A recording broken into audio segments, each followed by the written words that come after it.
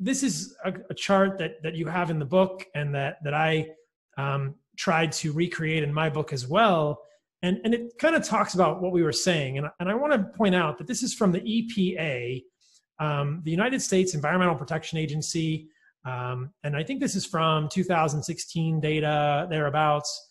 And you can see that when we're actually comparing the methane emissions, transportation, electricity generation, industry, commercial, residential, ag, crops, agricultural livestock, and then of the agricultural livestock, 2% are beef, then there's fuels in US territories. And if I'm not mistaken, this is, these are of the US greenhouse gas emissions. So the point to be made here is that all livestock are only 3.9% of US GHG, greenhouse gas emissions, and of that, about 2%.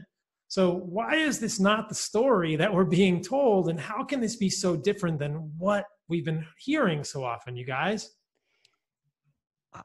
I wish I had a good answer. You know, it's funny. There are these things that, I mean, we are in this like fake news world now, so people just kind of pull things from their nether region and it seems good. Like Diana has done all these debunkings of broccoli is more protein dense than steak, you know, and it's just, you just go to the USDA food database and plug this stuff in, and it's like, oh, okay, no, that's completely inaccurate. But it's interesting.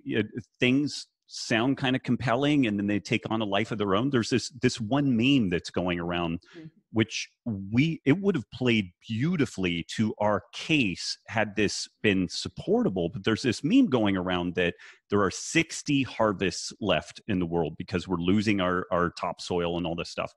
Diana looked and looked and looked, and the best that you could track down, it was a woman a woman from the United Nations, from the FAO, but she was just at a conference and she just said it, like without any citation or proof or anything. She just like said it at a conference, and then it gets reported in Scientific American as if it's total fact with no reference. And it's now cited in scientific everywhere. Papers. It's part of documentaries. And they all cite Scientific American, which just cites her saying something.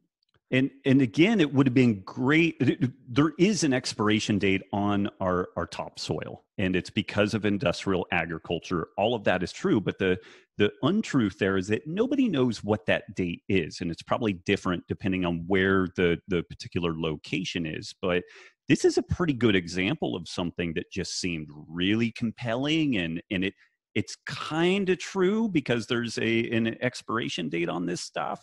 But it has become, you know, I bet Wikipedia probably, and even though Wikipedia wants you to cite everything under the sun, like this is probably something that's just so accepted as factual that it just flies in there. But I don't have, Diana, do you have a good answer for how this stuff emerges? So what we did when we outlined the book is actually take every single vilification of cattle, nutritionally, environmentally, ethically, and basically just explained away, you know?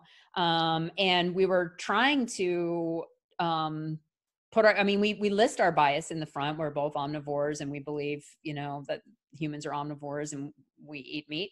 But we tried to disprove ourselves on every level. And there was one case in the nutrition section where we weren't able to find evidence that supported our bias. And we wrote it because that's what the literature supports. And so, you know, grass-fed beef is not, according to what's out there, significantly more nutrient dense to humans than feedlot finished beef. There's just not a significant difference.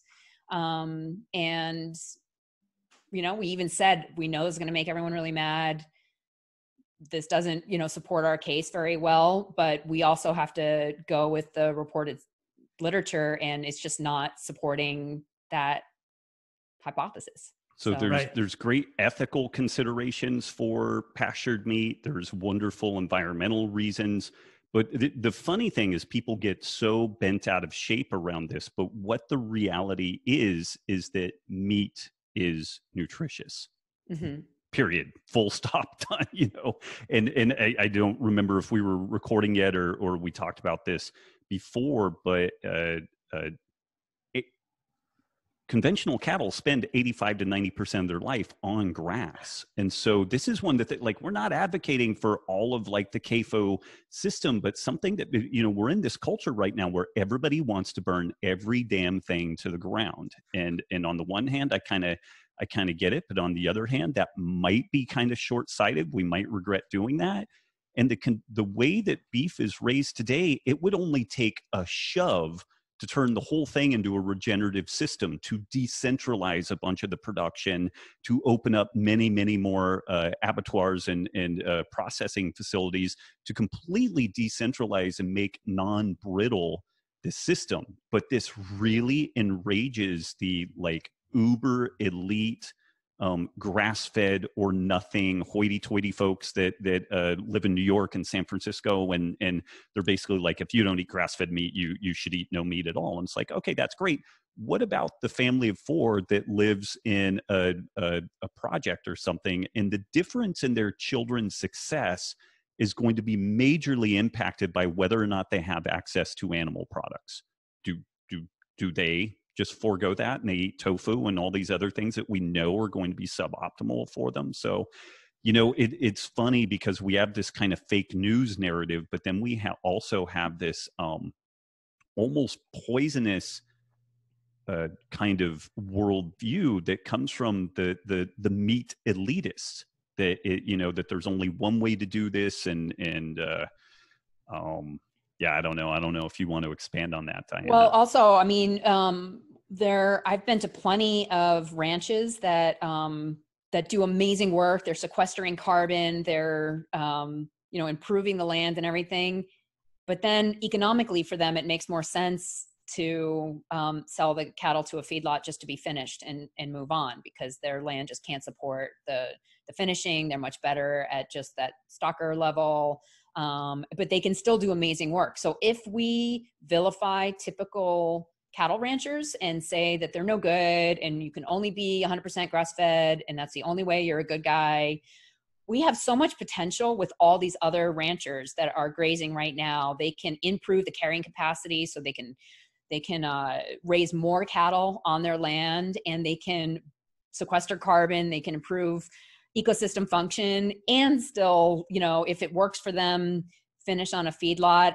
You know, if the food stocks are, you know, produced well, you know, there are better ways to produce that. There also, cattle are upcycling crop residues that would emit greenhouse gases if they weren't run through a cow and turned into protein anyway. So that's where we get really nuanced about stuff, and everyone starts to hate us because we're like, well, as nutrition experts, as public health advocates, we want people eating meat, and not bagels and Twinkies and all those things, right? And then on the environmental side, there's not only one right way. There's many levels of much better. And yeah, so it just gets really complicated.